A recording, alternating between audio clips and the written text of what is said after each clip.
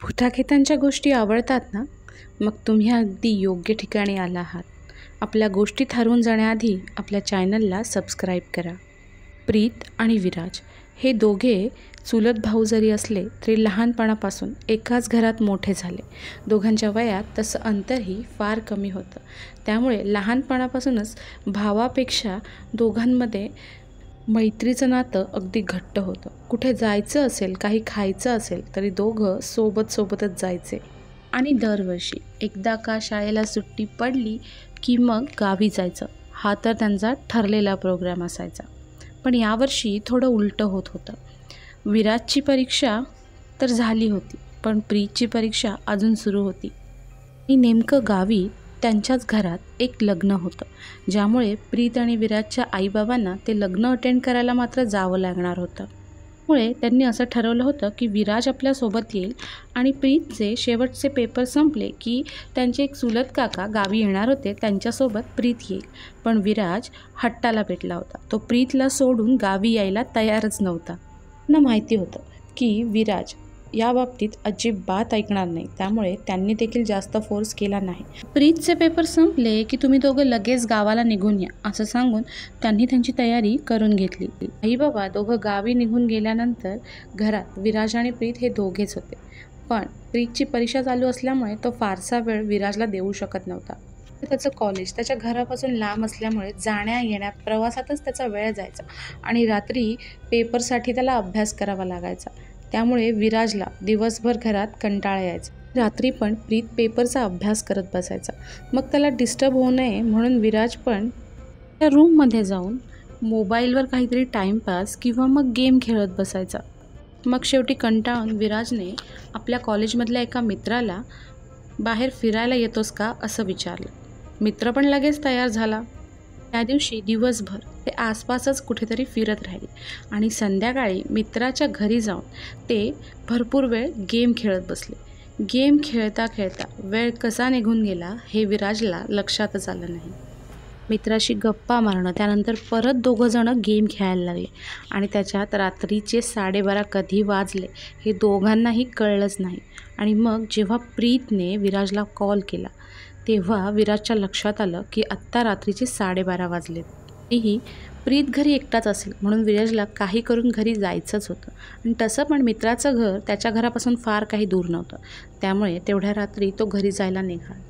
आणि जसा तो आपल्या घराजवळ पोहोचला त्याचं लक्ष त्याच्या रूमकडच्या खिडकीकडे गेलं आणि त्याला असं वाटलं त्या खिडकीतून कोणतरी त्याला डोकावून बघतंय. त्याला वाटलं प्रीत असेल, त्याच्या रूममध्ये बसून अभ्यास करत असेल. एवढं लक्ष दिलं नाही आणि तो घरात गेला. घरात गेल्यावर त्याने पाहिलं तर प्रीत त्याची वाट बघत हॉलमध्ये बसला होता. आणि विराजला प्रीतला बघून आश्चर्य वाटलं की आत्ता तर हा वरती माझ्या रूममध्ये होता आणि इतक्या पटकन हॉलमध्ये कसा काय आला, म्हणून त्याने तसं प्रीतला विचारलं देखील. तर प्रीत आधीच वैतागलेला होता. इतक्या रात्री घरी कोणी नसताना तू बाहेर का राहिलास म्हणून तो त्याला ओरडत होता आणि तो विषय तिथेच थांबला. त्यानंतर विराज स्वतःच्या रूममध्ये गेला. रूममध्ये त्याला थोडंसं वेगळेपणा जाणवत होता. त्याला 2 सेकंडसाठी कळलं नाही काय वेगळं आहे, पण काहीतरी वेगळं आहे. अचानक त्यांच्या कॉलनीतले कुत्रे भुंकायला लागले. विराजने जेव्हा खिडकीतून बाहेर बघितलं तर ते कुत्रे त्याच्याच खिडकीकडे बघून भुंकत होते. विराजला काहीच कळत नव्हतं. दिवसभर इकडे तिकडे फिरून तो इतका दमला होता की तो बेडवर पडल्या पडल्या झोपी गेला. आणि अचानक रात्री त्याला जाग आली आणि त्याला असं वाटलं की त्याच्या रूमच्या खिडकीच्या बाहेरून कोणीतरी त्याला डोकावून बघतंय. घाबरून विराजने रूमची लाईट ऑन केली, पण बाहेर कोणीच नव्हतं. नक्की काय होतंय हे त्याला समजत नव्हतं, पण आता त्याला भीती वाटायला लागली होती. काहीतरी विचित्र आहे हे सगळं असं वाटायला लागलं होतं. स्वतःच्या बेडवरून उठायची त्याची हिंमत होत नव्हती. पण एक उपाय म्हणून त्याने प्रीतला कॉल करून बघितला, पण रात्र खूप झाली असल्यामुळे प्रीत बहुतेक झोपी गेला होता. त्याने विराजचा कॉल रिसीव्ह केला नाही. हे नक्की काहीतरी आहे की मला कसला भास होतोय हेच त्याला कळत नव्हतं. एवढ्यात त्याला बाहेरून प्रीतचा आवाज येऊ लागला. विराज विराज विराजच्या जीवात जीव आला. त्याला असं वाटलं त्याने जो फोन कॉल केला आहे त्यामुळेच बहुतेक प्रीतवरती त्याच्या रूमजवळ आला आहे. पटकन उठून विराजने आपल्या रूमचा दरवाजा उघडला. पण बाहेर तर कोणीच नव्हतं. दिसलं कोणीच नाही, पण पटकन कोणतरी आपल्या रूममध्ये आलं असा विराजला भास झाला. विराज आता दरवाजातच उभा होता आणि त्याने विचार केला की आता या रूमच्या बाहेर मी पळून जातो. पण जसा तो बाहेर पळून जात होता त्याला बाहेर कोणतरी उभं असल्याचं दिसलं. आता विराजला काय करावं हे सुचतच नव्हतं. त्याचं अंग घामाने तपतपून गेलं होतं. बाहेर पडावं, रूममध्ये थांबावं, काय करावं त्याला काही कळत नव्हतं. एकाच जागी स्तब्ध उभा होता. त्याला मदतीसाठी प्रीतला हाक मारावीशी वाटत होती, पण भीतीमुळे त्याची दातखिळी बसली होती. त्याच्या तोंडातून आवाजच निघत नव्हता, कारण हा विचित्र प्रकार नेमका काय आहे तेच त्याला कळत नव्हतं. आणि काही वेळानं जेव्हा तो शुद्धीवर आला तेव्हा सकाळ झाली होती. त्याला वाटलं काल रात्री माझ्यासोबत जे काही झालं बहुतेक ते एखादं स्वप्न असेल. हा विचार करून तो आपल्या बेडवर जाऊन बसला. तेवढ्यात त्याला त्याच्या कपाटामध्ये काहीतरी हलतंय असं जाणवलं. काल जे पाहिलं ते स्वप्न असावं. आता सकाळ झाली आहे, काहीतरी उंदीर बिंदीर असेल असा विचार करून विराज जागेवरून उठला आणि त्याने आपलं कपाट उघडलं. तेव्हा त्याला आतमध्ये एक विचित्र आकृती दिसली जी त्याच्याकडे बघून बोलू लागली. तो प्रकार बघून विराजने पटकन कपाटाचा दरवाजा बंद केला. त्याला खूप भीती वाटत होती आणि जसा तो मागे वळला त्याच्या लक्षात आलं इथे तर अजून रात्रच आहे. काय करावं हे त्याला कळतच नव्हतं. सगळ्या प्रकारामुळे विराज इतका घाबरला होता, तिने गोंधळून गेला होता. त्याने हिंमत करून रूमचा दरवाजा उघडला आणि तो बाहेर पळाला. हे करून त्याला प्रीतच्या रूमपर्यंत पोहोचायचं होतं. प्रीतची रूम ही खालच्या फ्लोअरवर होती. जसा तो जिन्यावर पोहोचला त्याने पाहिलं आकृती त्याला थोड्या वेळापूर्वी कपाटात दिसली होती तीच आता त्या जिन्यावर उभी होती. हळूहळू ती आकृती रूप बदलत होती. विराज परत दुसऱ्या दिशेला धावत सुटला आणि समोर आईबाबांची रूम होती. काही विचार न करता तो त्या रूममध्ये घुसला. तो इतका घाबरला होता की त्याने आईबाबांच्या रूममधलं कपाट उघडलं आणि तो कपाटात जाऊन बसला. देवाच्या नावाचा धावा करू लागला. हे देवा, वाचव आता. हे काय आहे? हे सगळं माझ्या मागे काय लागलंय? आईबाबांबरोबर गावी निघून गेलो असतो तर बरं झालं असतं. माझा भाऊ प्रीत, तो तर नीट असेल ना? हे देवा, त्याचं पण रक्षण कर. बोलता बोलता त्याला कपाटातच झोप लागली. जेव्हा त्याला जाग आली तेव्हा सकाळ झाली होती. त्या जीवात जीव आला. त्याने हळूच कपाटाचा दरवाजा उघडला. रूममध्ये त्याला समोर प्रीत बसलेला दिसला. त्याला बघून त्याला खूप बरं वाटलं. थोड्या वेळाने त्याला जाणवलं प्रीतसोबत अजून कोणतरी ह्या रूममध्ये आहे. बहुतेक प्रीतचा मित्र आला होता. आता विराजने शेवटी सुटकेचा निश्वास टाकला होता. हे समोरचं दृश्य बघून त्याच्या पायाखालची जमीनच सरकली. प्रीत ज्याच्याशी गप्पा मारत होता तो समोर विराजच होता. सेम टू सेम त्याच्यासारखा. तो स्वतःला समोर बघत होता. पण प्रीत समोर आहे हे बघून त्यात थोडी हिंमत होती. तो कपाटातून बाहेर येण्याचा प्रयत्न करू लागला, पण कसलं तरी अदृश्य बंधन त्याला त्या कपाटातून बाहेर येऊन देत नव्हतं. त्या विराज अक्षरशः रडू लागला. त्याला काहीच कळत नव्हतं काय करावं आता. त्याने जोराजोरात प्रीतला हाका मारायला सुरुवात केली, पण प्रीत समोर असून पण त्याला त्याचा आवाजच ऐकू जात नव्हता. विराजला समोर जे स्वतःचं रूप दिसत होतं ते प्रीतसोबत त्या सगळ्या गप्पा मारत होता जे ह्याआधी विराज प्रीतसोबत मारायचा. चल, आता संध्याकाळी भेटू. मी कॉलेजला जातो. एवढं बोलून प्रीत तिथून निघून गेला. आता काय करावं विराजला काही सुचत नव्हतं. तो शक्य ते सगळे प्रयत्न करत होता. देवाच्या नावाचा धावा करत होता. सतत कपाटातून बाहेर येण्याचा प्रयत्न करत होता. कपाट वाजवत होता. वाचवा वाचवा असं ओरडत पण होता, पण काहीच फायदा होत नव्हता या सगळ्या गोष्टीचा. संध्याकाळी त्याला हॉलचा दरवाजा वाजल्याचा आवाज आला. त्याला लक्षात आलं प्रीत घरी आलाय. त्याने पुन्हा एकदा प्रीतला खूप जोराजोरात हाका मारल्या, पण काहीच उपयोग होत नव्हता. असेच उरलेले 3 दिवस गेले. विराज त्याच कपाटात होता. समोर स्वतःचं रूप पाहत होता. स्वतःचा आवाज ऐकत होता. तो प्रीत विराजसोबत गावाला जायची तयारी करू लागला.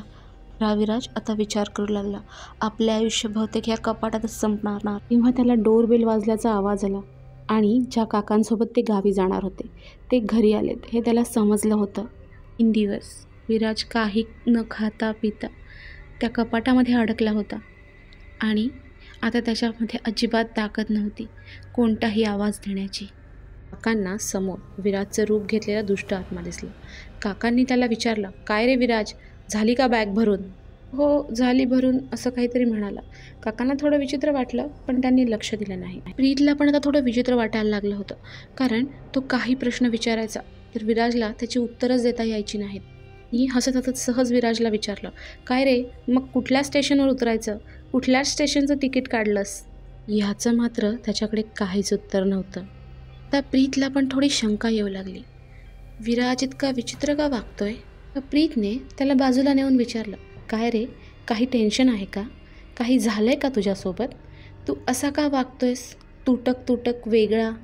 त्यावर त्याने काहीच उत्तर दिलं नाही. नाही रे, काही नाही. चल, गावाला जायची तयारी करायला हवी.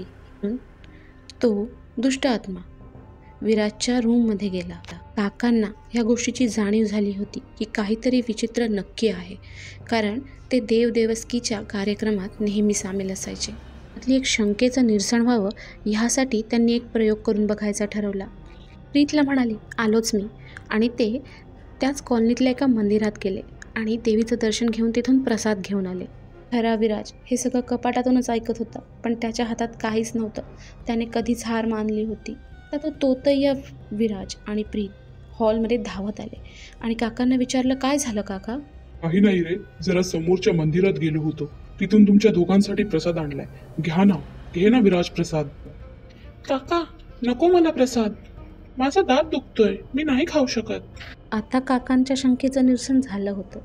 ते समजले होते काहीतरी गडबड नक्की आहे. आणि त्या मंदिरातून गंगाजल घेतलं आणि त्या विराजवर शिंपडलं आणि म्हणाले, खरं सांग, कोण आहेस तू, काय करतोयस इथे? आणि तो विराज काहीच न बोलता च्या रूमच्या दिशेने पळाला. त्याच्या मागे काका आणि प्रीत पळू लागले. त्या बघता त्या विराजने त्यांच्या डोळ्यासमोर त्याच्या रूममधून वरच्या फ्लोअरवरून खाली उडी मारली. प्रीत आणि काका खूप घाबरले, पण त्यांनी जेव्हा खिडकीतून खाली बघितलं, खाली कोणीच नव्हतं. ते बघून प्रीत खूप घाबरला. त्याला विराजची चिंता वाटू लागली. तो रडू लागला. काका, विराज कुठे असेल? काय झालं असेल विराजला? काय प्रकार आहे? इकडे कपाटातल्या खऱ्या विराजला अचानक काहीतरी झालं असं जाणवलं. त्याला कुठल्या तरी बंधनातून मुक्त झाल्याची जाणीव झाली. पुन्हा थोडीशी शक्ती अंगात संचारल्यासारखं वाटलं. त्याला बाहेरून प्रीतच्या रडण्याचा आवाज येत होता. त्याला वाटलं, प्रीतसोबत काही चुकीचं तर नाही झालं ना? विराजने अंगात होती नव्हती तेवढी शक्ती एकवटली आणि जोरात प्रीतला आवाज दिला. विराजचा आवाज ऐकून प्रीत आणि काका त्या आवाजाच्या दिशेने धावू लागले आणि ते विराजच्या आईबाबाच्या रूममध्ये पोचले. आणि विराजचा आवाज कपाटातून येतोय हे त्यांच्या लक्षात येताच त्यांनी कपाट उघडले. तेव्हा त्यांना कपाटामध्ये अर्धमेल्या अवस्थेतला विराज मिळाला. हा सगळा प्रकार बघून ते सगळे पूर्णपणे घाबरून गेले होते. विराज आता काही बोलण्याच्या स्थितीत नव्हता. आता काका आणि प्रीत काहीही विचार न करता आधी विराजला जवळच्या एका हॉस्पिटलमध्ये घेऊन गेले. डॉक्टरने सांगितले 3-4 दिवसापासून काही खाल्ले व प्यायलं नसल्यामुळे त्याला डिहायड्रेशन व वीकनेस आली आहे. ती घाबरण्यासारखे काही नाही, थोड्याच वेळात तो ठीक होईल. काकांनी फोन करून हा सर्व प्रकार विराजच्या बाबांना कळवला. हा सगळा प्रकार कळताच गावची सगळी कामं टाकून विराजचे बाबा, प्रीतचे बाबा व त्यांचे मोठे काका हे विराजकडे निघून आले. आणि इकडे आता विराज पण शुद्धीवर आला होता. त्याने त्याच्यासोबत घडलेला सर्व प्रकार ह्या सर्वांना सांगितला. सगळ्यांसाठीच हा एक आश्चर्याचा धक्का होता, कारण ह्याआधी त्या घरामध्ये त्यांना असा कुठलाही अनुभव आला नव्हता. त्याच्या मोठ्या काकांच्या ओळखीचे एक तांत्रिक गावी राहत होते.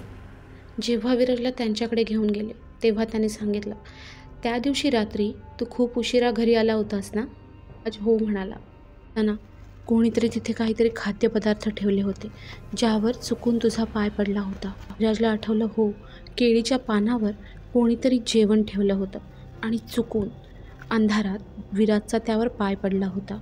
ते तांत्रिकांनी सांगितलं, ते जेवण एका अतृप्त आत्म्यासाठी तिथीप्रमाणे दरवर्षी तिथे ठेवलं जातं आणि तुझा पाय त्याच्यावर पडल्यावर त्याला अतिशय राग आला.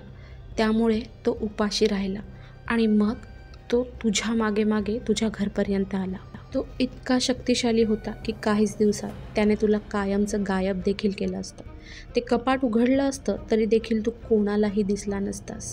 कायमचा त्या कपाटात अडकून राहिला असतास, तहान भुकेने व्याकुळ झालेला आत्मा बनून.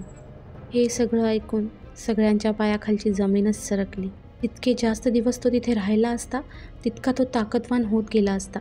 त्या दिवशी पण दिवसा त्याच्यावर गंगाजल फेकलं गेलं म्हणून तो तिथून पळाला. नाहीतर तुझ्यानंतर प्रीत आणि मग घरातले सगळेच हळूहळू त्याचे शिकार बनत गेले असते. आता त्याला तुमच्या घरचा रस्ता माहिती झाला आहे, त्यामुळे जी राग देतोय ती तुमच्या पूर्ण घराभोवती पसरवा आणि घरामध्ये सुरक्षा कवच देतो, जी कायम सगळ्यांनी बांधून ठेवा. दिवसानंतर राज कधीच रात्री शांत झोपू शकला नाही. तो रात्री कधीच एकटा राहत देखील नव्हता, कधी रात्री बाहेर देखील पडला नाही.